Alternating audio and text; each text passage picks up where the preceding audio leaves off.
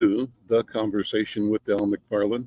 Glad to be here and glad to have you along. Today is Monday, August 21st, 2023, and it's going to be a wonderful program. I'm glad because I'm sitting here enjoying the heat of Minnesota, but my colleagues, my guests, are joining me from Bahia, Brazil. I don't know what the weather is like there, but they'll tell us in a minute.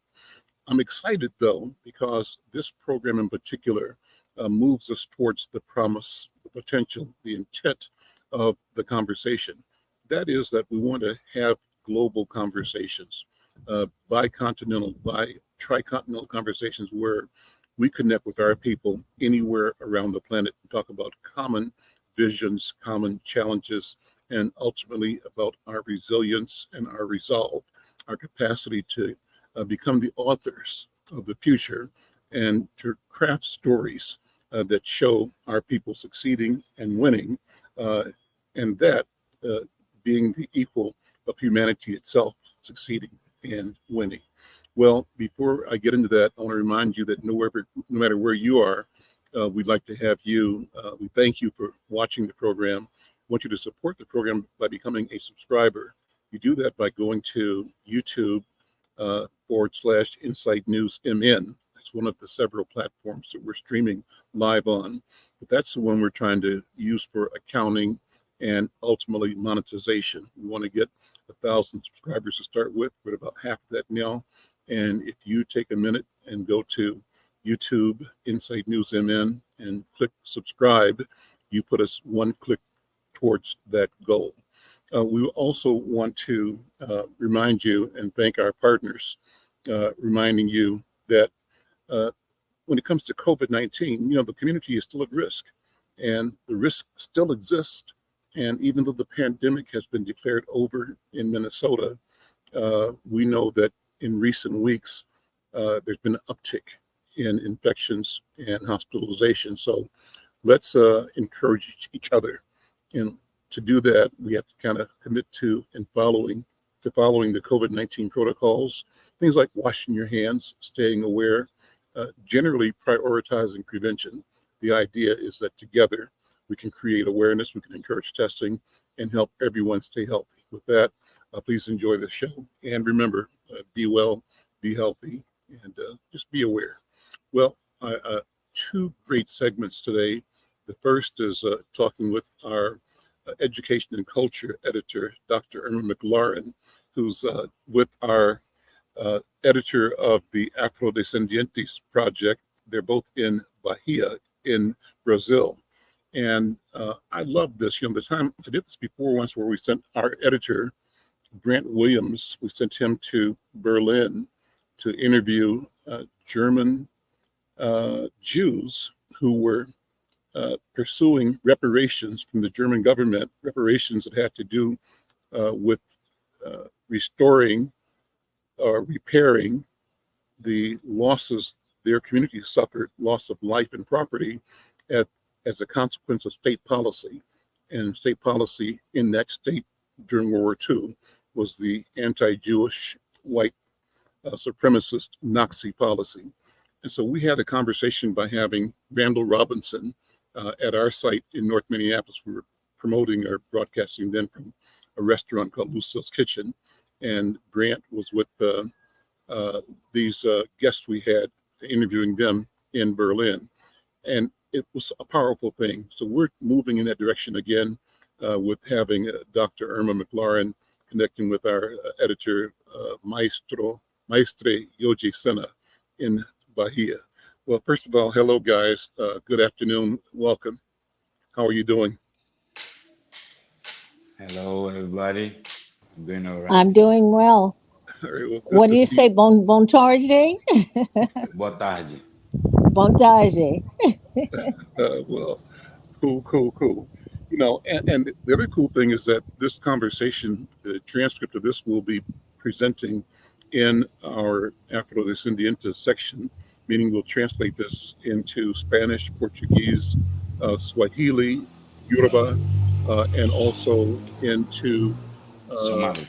Somali, right? Well, and French. So we're trying to show our people owning and expressing ourselves in a variety of idioms. Well, first of all, welcome, guys. Again, thank you for this special program, you joining us from Brazil.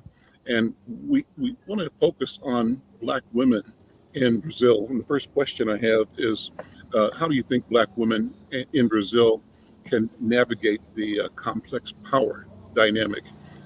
How is that happening? And how has the dynamic of power influenced our people in Brazil? Yoji, you first, and then maybe Irma as an observer and participant. You tell us your take on that question. Well, thank you. So first, I want to uh, ask permission and apologize for be speaking for Brazilian women, being myself a male. But Absolutely. I want to just express something that I was casually, it's this string of conversations that one relates into the other. That I started talking to Dr. Irma, I think it was Fridays, about feminism or womanism or how Black females perceive feminism. And then I was talking yesterday to a friend of mine from here, um, and end up the conversation being of the same subject, where she finds interesting many times that one of the buzzwords today is of empowering, and where she was saying that I always was surrounded by empowered women, uh, and it's not a new concept. So women here, in certain ways, there is many areas they are uh, empowered, or you see them breaking the molds about what male roles are. So they are in position of power. For example, you find in mostly a worship house of Candomblé, the leaders are women, and the hierarchy that also run is women. Mm. And you find since long time uh, some women of the temple selling the acarajés that we eat in the street, or as I was trying to have the group visit a woman that she's like the the boss iron worker who does gates and all this kind of stuff. So um, so in Bahia in itself, the woman seems to me, and also, for example, we have historical figures that is um, um, given to us in the education, like Maria Felipa, that Dr. Irma also asked me today, right? Maria Quiteria, women, for example, Maria Quiteria, that was a woman that in the War of Independence of Bahia, she um, was a combatant, known to be a woman, and even in this way, still she got accepted and got condecorations and everything. Maria Felipa was the leader of in the same independence war. She was a woman that she collects uh, sea fruits, the shells for her form of sustainment that's still today used by a lot of women. And she was also the leader of resistance against the Portuguese in the island of Itaparica.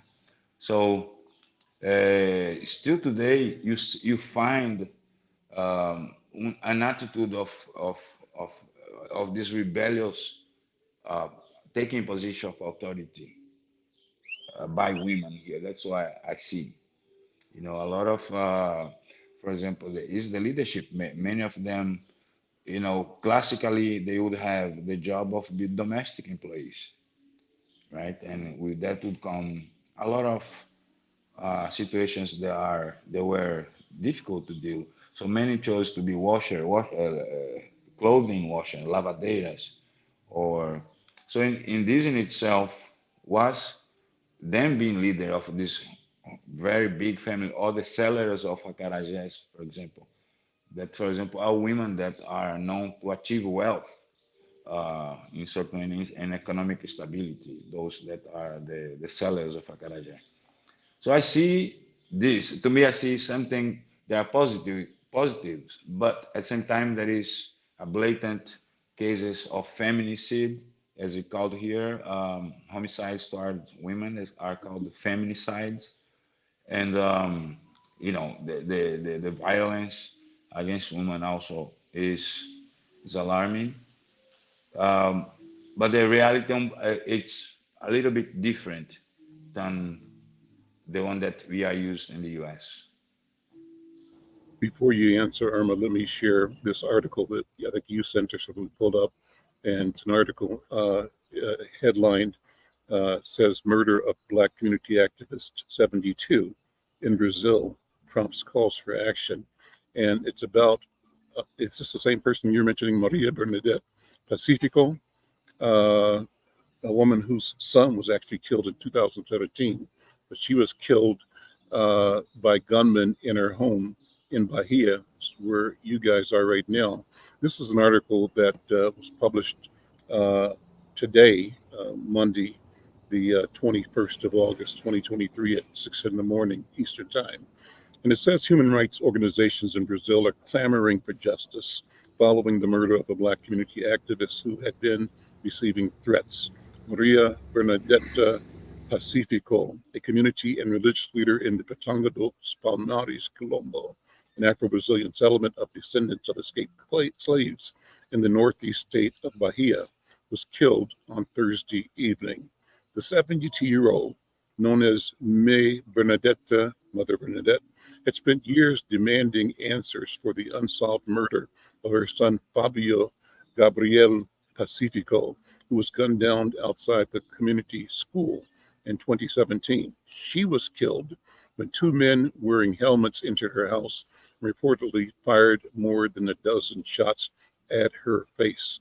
It is an immeasurable loss for the Colombo movement. She was a warrior. She was a fighter. She fought for human rights for everyone, said Sandra Maria Andrade, the executive coordinator of the National Colombo Association, CONAC, of which Pacifico was a representative.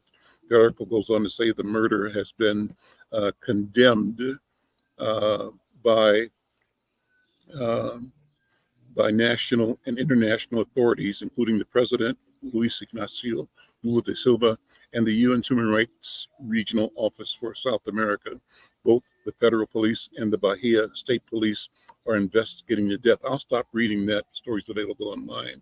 But Irma, maybe fill in the backstory to the degree that you can, and Yoji, come and talk about this particular atrocity in the context of the emergence of power and the threat, the cost of, of power for Black people, Black women in particular.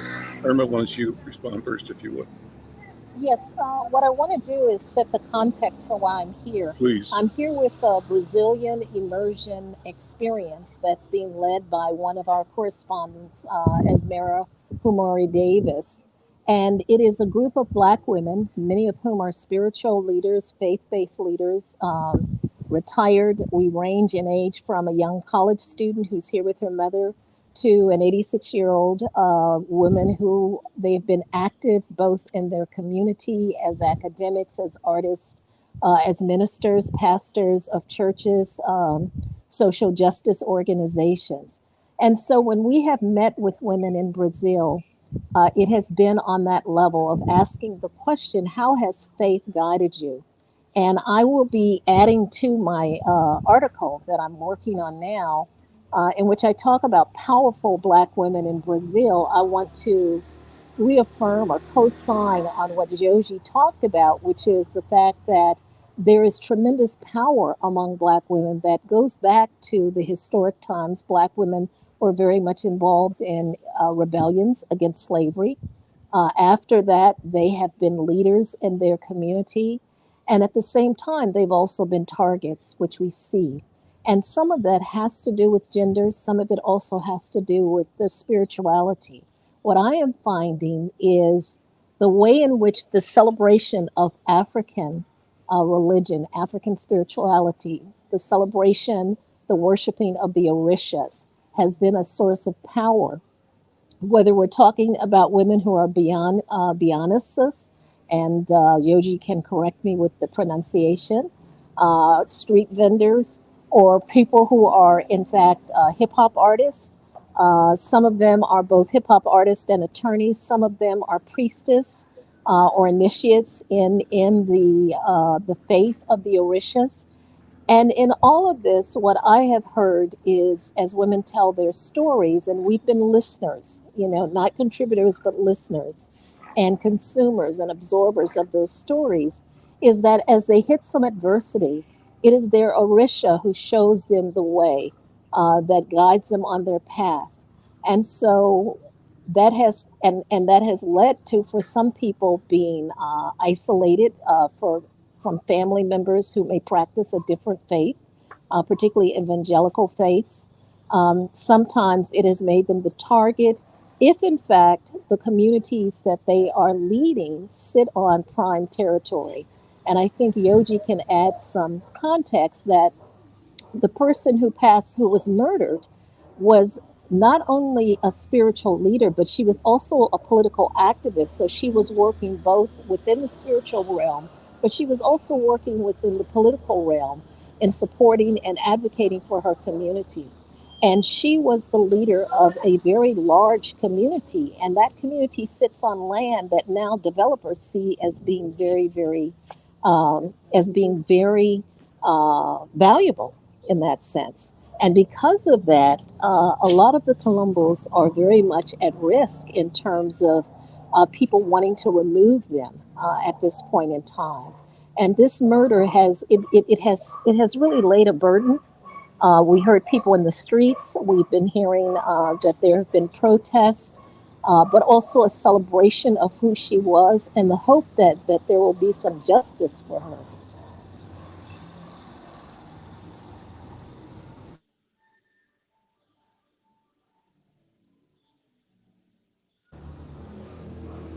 Nobody. Al, I think you're muted. I was muted and I was saying, Yoji, jump in, please. Continue the conversation. Uh, Talk more about the woman that was just killed. Okay. As Dr. Irma is saying, this woman has superseding roles. She was an Orisha, a priestess. She also was the leader of the Quilombo, and she was a former secretary for racial equality of, let's say, the county, and in part of a national committee about Quilombolas communities. So the Quilombos are the maroon communities that they have a status similar to indigenous tribes. So, and it has been one of the issues, the controlling of the land where they right now are uh, settled. And imagine that those communities started in the time of the colony. So at the time they were very far away from what was going on. And today, as the city grow, it's almost one of the neighborhoods. So the particular land of Mãe Bernadette, she was over 860 acres, hectares, sorry, of land. So it's a considerable amount of land with forests, rivers, water springs. So, and it's in the metropolitan area of Salvador. So her son has been killed already 6 years ago. That murder happened in a certain way. Remember, Dr. Irma was in the night over that we left the visit that we have to Casa Branca, that is the oldest terreiro here in Salvador, that we talked about violence against people of African religion, and Yes. many times was about religious intolerance. In many cases, were also land disputes. The temple that we visit in Salvador, they also are being encroached by, land developers or just people that plainly invade land and decide to build to make a profit. So going back to Mother Bernadette, her case did cause a commotion, a national commotion, as even the UN having released a note. And the fact is, she was killed also when she was under police protection. So, because she had requested already before, because of the case of her son being killed, and because she was receiving threats. So there were 7 cameras installed in her place, but guess what? Just 4 work, and they don't know if they can have the image recorded. And the other thing that's difficult sometimes to us to equate is that this is happening in a state that is governed by a left party. Is governed in the last 15 or 20 years by the party of the workers, that is Lula's party, but is the most violent state in Brazil, not only in homicides in general, but also in homicides provoked by the police. So, uh, and since what they kind of figured out that this was not religious intolerance, but land encroachment, land dispute, people trying to take over, it's pretty kind of easy to find who sent the pistoleros to execute her. She was shot in the face. So they entered the house and asked her grandsons to go in the room, and she challenged them, "Is this a robbery?" And then the answer was they shoot her in the face. So, and as we said, somebody said in TV today, that was a message. Her murder was a message to all the people that work in the Quilombos movement, all the people that work in the land reform movement, to shut up, and in that same time, they are having the message back that when they fell one down, many more comes up. So the repercussion is great, and something probably gonna have to be shown. And at the same And you, token, I just want remember that we talk mhm, about this statue of this other Yalorisha that was vandalized a few months mhm, ago, mhm. and it was re-inaugurated last week. And yesterday, guess what? It was vandalized again. So a case of religious intolerance. But this time they haven't camera because they installed camera. But the statue has been just re-inaugurated last week after so many months in reform because they put on fire. And last night they caught somebody vandalizing again. And that is a You know, case of I think it's important for people to understand that uh, African spirituality is not just a marginal thing among Afro Brazilians. It is very central to their identity and to their history and how they see themselves. I think it's also important for U.S. audiences in particular to realize that the entire country of Brazil is bigger than the entire continental United States. I don't think we really understand that until we begin to see. And just Bahia, and maybe Yoji, you have the numbers in terms of the population, but it is huge. So when you're talking hectares of land, you're talking about thousands of acres.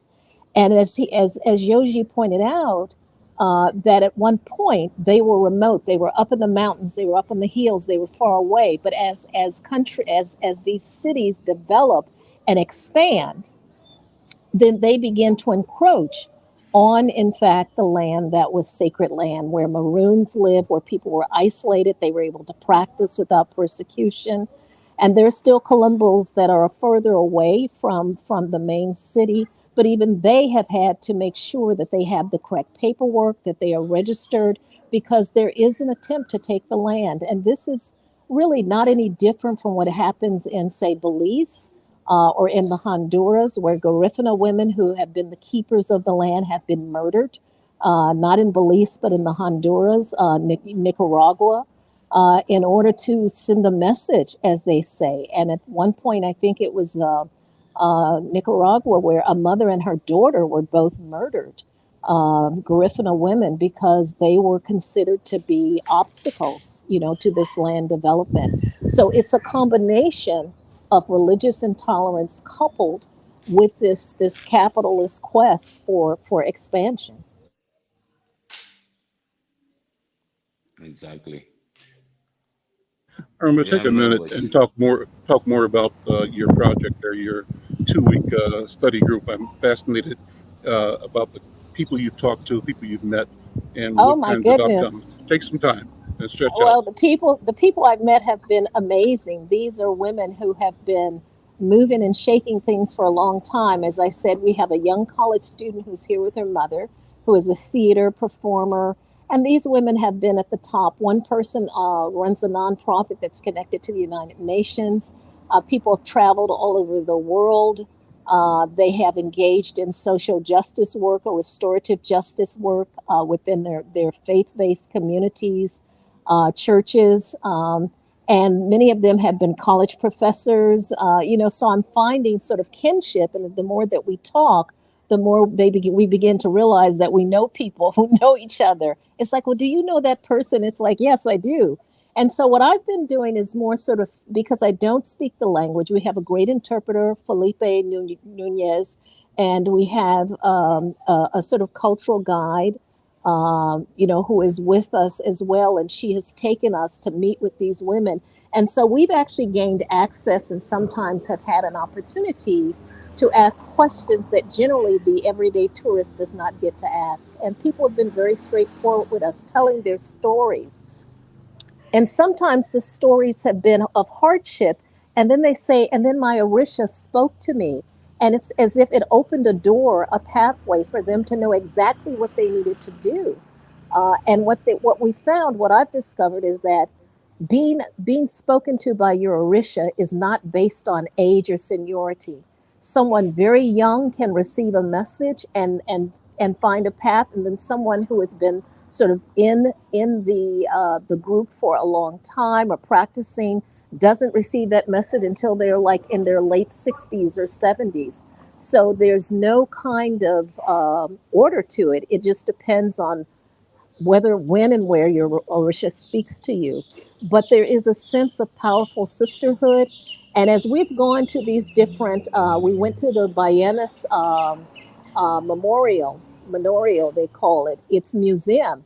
The women themselves have gotten this funded. They're the ones who take care of it. They're the ones who guide tourists and guests through it. The same with the Theodoras, is that it is the women who have made sure that these places are protected. And that's just very powerful to see. So it's been sort of a communion of spirit and connection. And I'm hoping in the photographs that I will send with my story that people will see what I call the power of the faces of the Black women in Brazil, because they run a rainbow, but they're all very centered in their sense of connection to their African ancestry and their African spirituality.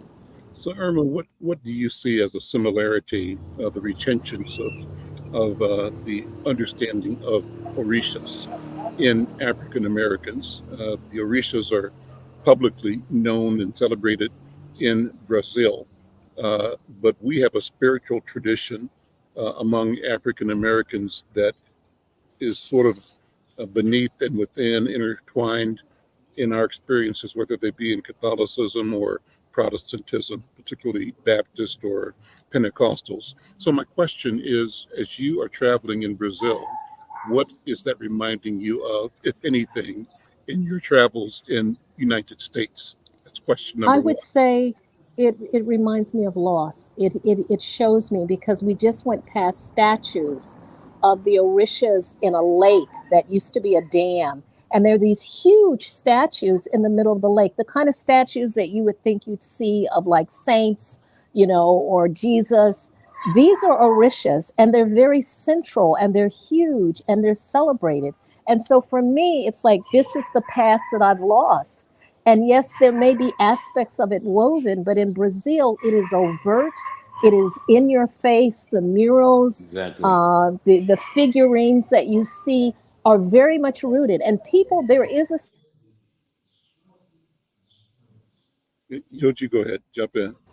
right, but Run, but in run. truth, the fact, the Orisha, the Africanism, is very powerful and very overt. Okay, we're going to be on tomorrow again, right? I Yes. think we're going to be back Ron tomorrow. DeSantis would have a problem over here, Okay. suppressing information. Okay, listen, Dr. Irma McClaurin, our education cultural editor, Yoji Senna, our editor of Afro Descendientes, thank you both for this wonderful conversation. And I want to dig more tomorrow when we talk with our live broadcast on KFAI into uh, uh, your your your examinations of what it means when our people here, Irma, get a chance to go to Belize or Jamaica or Colombia or Brazil. How does it begin to open our eyes to the loss that you've described, right? And if we are able to begin to recapture and rediscover what was lost or hidden, what will it mean for the future that we are obligated to create? Well, with that, I'll stop and thank you both, Dr. Irma, Mestre Obrigada. Yoja. Thank you. All right, good. You Obrigado got também. Portuguese. All right. Thank you so much, guys. I'm Okay. Al McFarlane. This is The Conversation with Al McFarlane, special program with two of my illustrious colleagues, Dr. Irma McClaurin and Mestre Yoji Senna, joining us from Bahia in Brazil. Got a more wonderful program, and I just want to pivot here to bring in my next guest, and he is Jordan Bora Nelson, and he's the new president of the MAD DADS organization. Brother Jordan, good afternoon. Welcome to the conversation with Al McFarlane. How you doing, man? Unmute. There it is. There we go. All right, I'm doing good. Good afternoon. Thank you, Al. Thank you for having me on.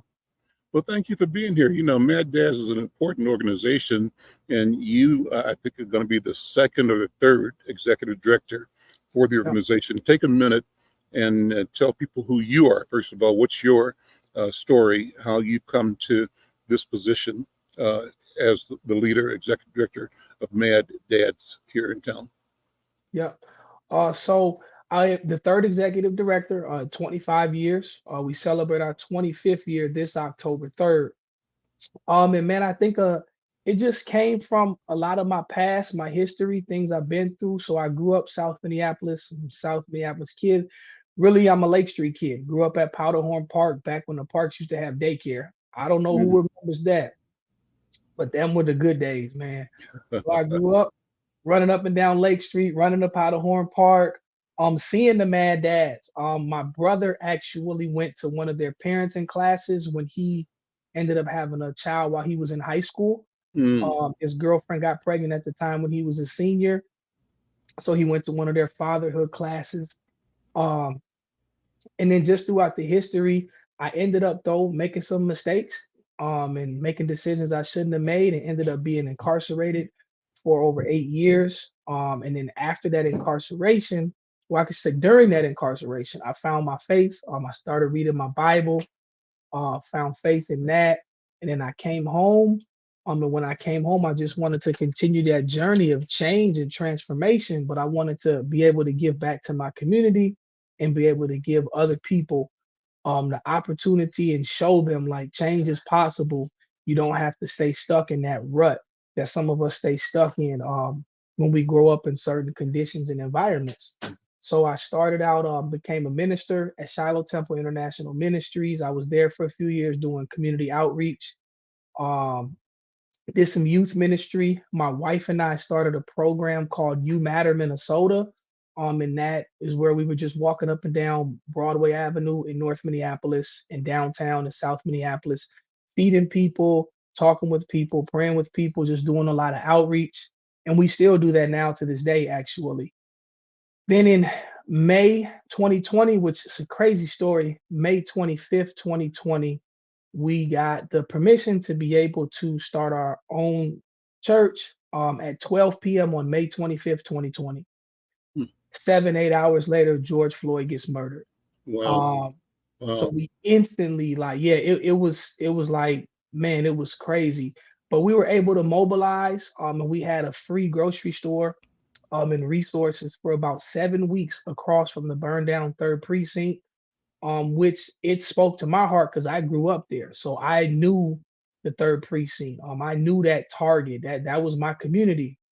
So we were there for about 7 weeks. Then we had our first service in July. Fast forward a few more years, I'm in a class, it's called Rising Community Leaders. I meet John Turnipseed. Well, I had met him before, but just in passing. But then I'm in this class. I learned from him and Art Erickson in the class. And then John just emails me one day and says, "Hey, I think you'd be a great fit to be the executive director of MAD DADS." Just like that, boy. Yep, and here we are. Mm, mm, mm. Well, what a great story. We got a couple of videos, I think. Let's do one of the 2 videos. Which one should we do first? We have 2 let's videos or one? let's do the one of who we are, because we're doing some new things now. And I think it's important for the community to see some of the new stuff. Okay. Offenders. So youth ages 15 to 24. What we do is we patrol the streets of Minneapolis in a few different areas, central neighborhood, downtown Minneapolis. I'm just trying to make the community a better place by providing resources for mental health, addiction, homelessness. The neighborhood that we patrol is we work with people who would be deemed like the most violent offenders. So youth ages 15 to 24, people who've been shot before, people who've been to jail for some sort of violent crime or felony assault. What we do is we intervene and conversate with them and build relationship with them to try to kind of get them to see that there's another way to live. Like, you don't have to live this life of violence and risking your life every day. We serve the underserved. We employ people who would be deemed unemployable. We employ people who other companies or organizations won't take a chance on. We believe that everyone is employable. We believe that everyone should have that second chance, whether they're a felon coming home from incarceration, whether they're recovering from addiction and they need a job. We just give the community hope, really, like, just to see that somebody actually does care about the stuff that's going on. That's a great testimony. And so let's give people the MAD DADS. You said 25 years old. What's the story? Why and how did MAD DADS come into existence? So it's actually a pretty it's a crazy story. So in 1989, Eddie Stanton and a couple other guys, Eddie's son actually was shot. And through that act of violence, Eddie wanted to, he wanted to retaliate. He was upset, he was frustrated. But the history is his friends, they all sat down, they talked about it. They had wanted to produce good in the community and stop the violence. And so they just sat down and they talked and they said, you know what? We don't have to retaliate, but we're mad.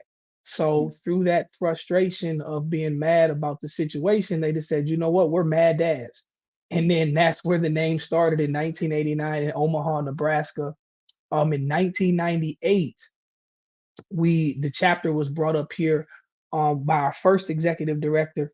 And when the chapter came up here, then it kind of just did a lot of the same work that Eddie and everyone had started in '89, which was community outreach, going out into the streets, trying to stop the violence. I know at one point in Omaha, history says that there was about 400 people walking the streets of Omaha, Nebraska on a Friday, Saturday night.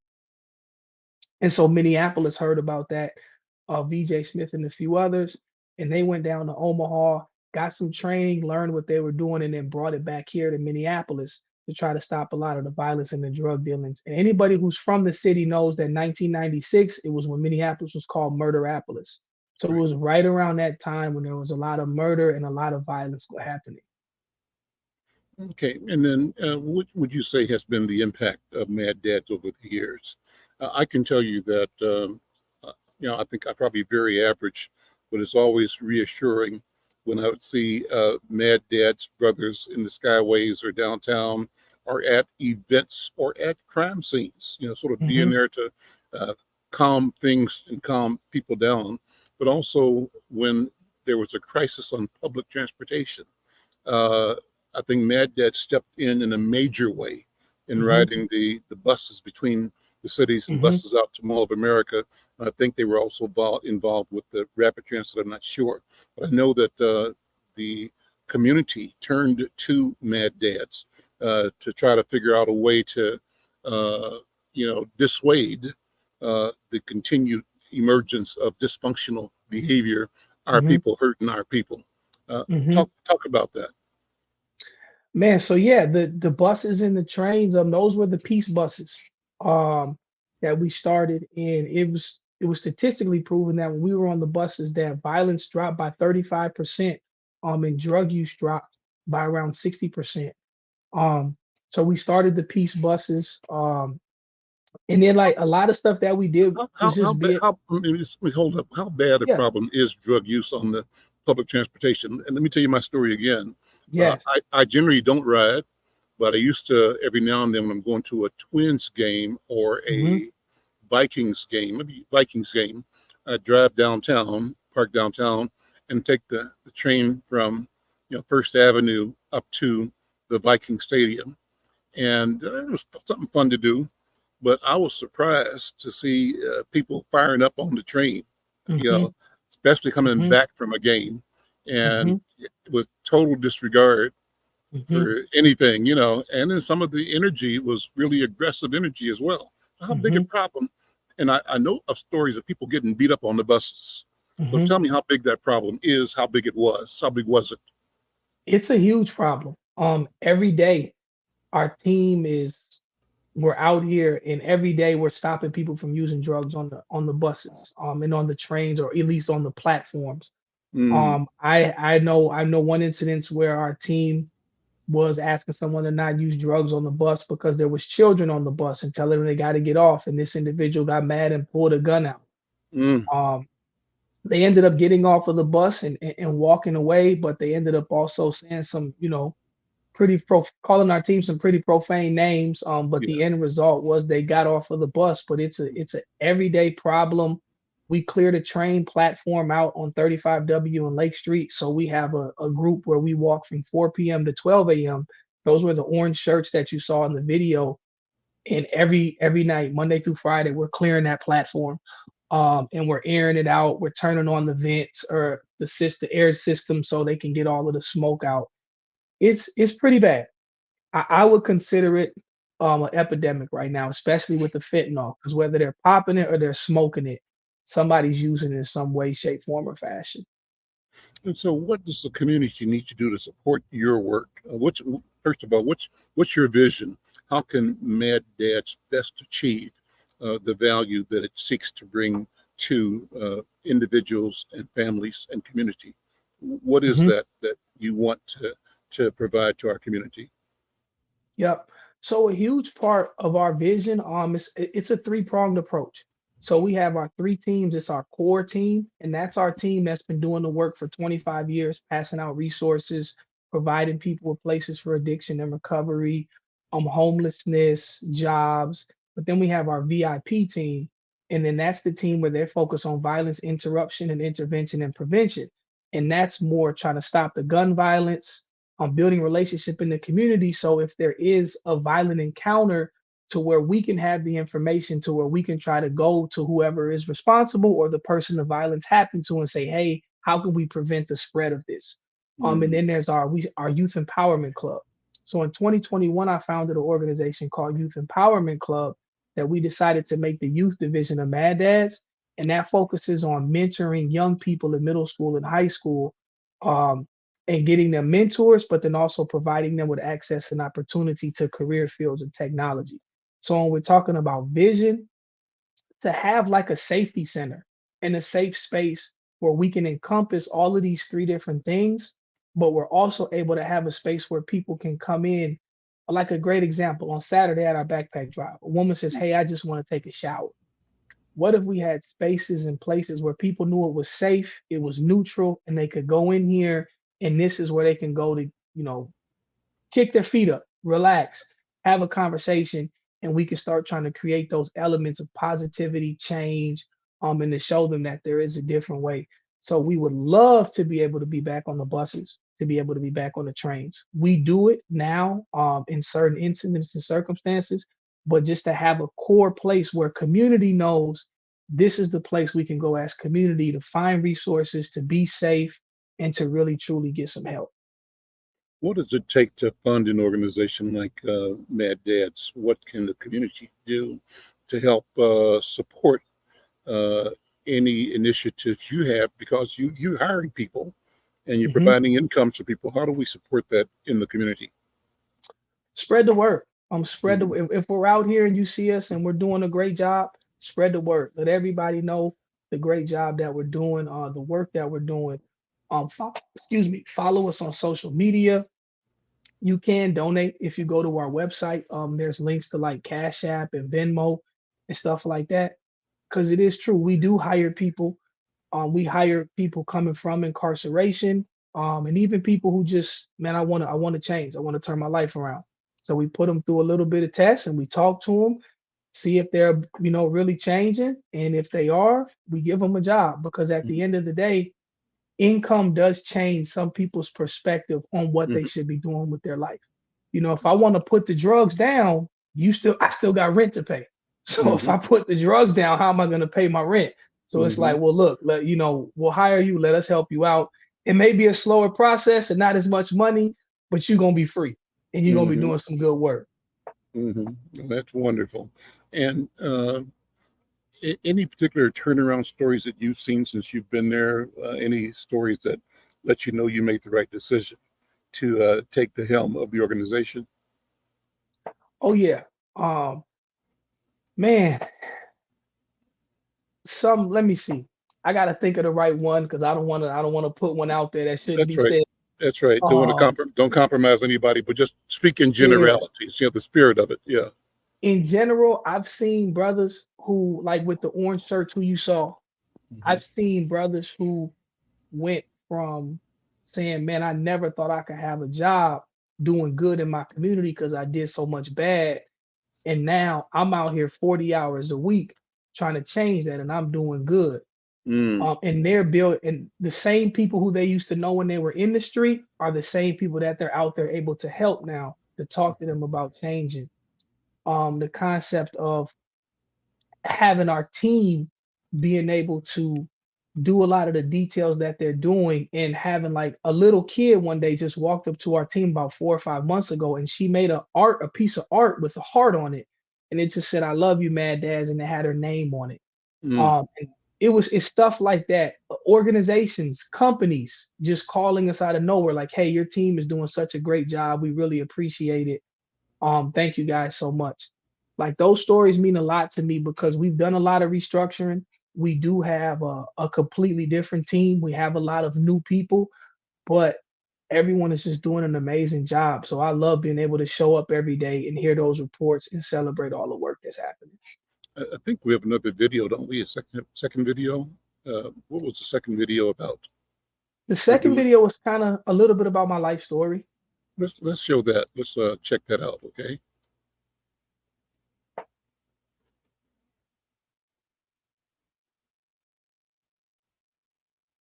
We were already doing Here we community go. outreach to a church that we attended. That's my wife put the hat on there. In the first 6 weeks of Nelson, executive director of MAD DADS of Minneapolis. Before I started at MAD DADS, we were already doing community outreach through a church that we attended, and then we founded a church, my wife and I, in 2020. In the first 6 weeks of that church was a free grocery store across the street from the third precinct that burned down. I actually am from the neighborhood that our headquarters at Mad Dad's is in. My brother went there with his first child, went to their father program that they had. And I guess you could say, like, I grew up not making the best decisions. I grew up getting in a lot of trouble. Eventually, it led to me making decisions of running the streets, running with the crowd of people. I don't like to use the term wrong crowd. I used to, but then I thought about it. Everybody just needs some help. Doing things I shouldn't have been doing led me to doing 8 years in federal prison. And that was a huge experience for me, because through that experience, I ended up finding faith in the Bible and in Jesus Christ. I never believed in God before that. I just believed in myself. What do you think about when you listen to that yourself talking about your story? What, as you're watching that, what are you thinking? Man, I never saw this in my life. Where I'm at now today, pastor in the church, executive director of MAD DADS, being able to help and provide so many resources to our community and help so many people. It's my story. I tell it all the time, and it still always amazes me. Then when I listen to it, even when I hear those words come out, like, man, this is something I never thought, never dreamed of. And when I say dream of, not most people use that in terminology of like a famous movie star, rapper, or actress, or whatever the case may be, which is fine. But like for me, never dreamed. Like I never dreamed we'd be able to help this many people, and we still have so many years to go. So like it just blows my mind. Brother, I often ask my guests to share if they would like to, whose shoulders they stand on. And typically I raise the question, it could be people in the community. You've mentioned a couple of great people already, VJ and Brother Turnip Seed and Art Erickson, great people in the community. But I often ask our people to talk about your parents and your grandparents and your people. And so to the degree that you see yourself as part of a stream of continuity, as part of an eternity, talk about your lineage. What makes you Jordan Bora Nelson today? Man, that's a great question. My mother, my father, my mother, she was, man, I remember watching her grow up. She was a part of a group that was like against the war in Iraq and military expansion and like it.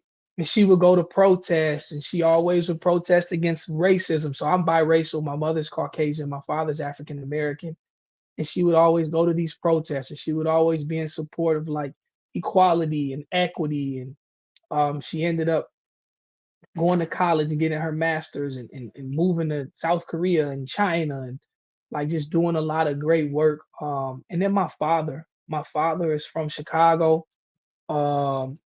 And I remember his stories just talking to me about how when a lot of organizations started down there and the community-based element of it, and the foundational principles of that, how it was really about the community and helping people in your community and making sure your community was prosperous, in a positive way. And just his conversations with me when I used to be getting in trouble, like, son, this is not what it's about. This is not what we're supposed to be doing in our community. This is not how we're supposed to be treating our people. And it took me a while to get it and to understand it, but now I do. Um, so those two really mean a lot to me. How about before then? How much do you know about your ancestors? I know very little. I know a little bit about my great grandma. But I would say anything past Chicago, I don't really know much. Okay. And let me ask you to flip the lens to the future. What do you see in the future? This is 2023. As you dream and as you meditate, as you think about, I'm sure you would say the blessings that lie ahead, because you're in the blessing business, right? Yes, sir. And Yes, sir. so what do you envision as a blessed community, a blessed life for our people 5, 10, 15, 50 years from now? In your mind's eye, what do you see? Safe, alive, and free. Having a community of safety, community where everyone is alive and understanding and knowing what's going on, and where everyone is free. The burden of drugs and addiction, the burden of gangs and violence, the burden of prison, and the overpopulation and the industrial prison system.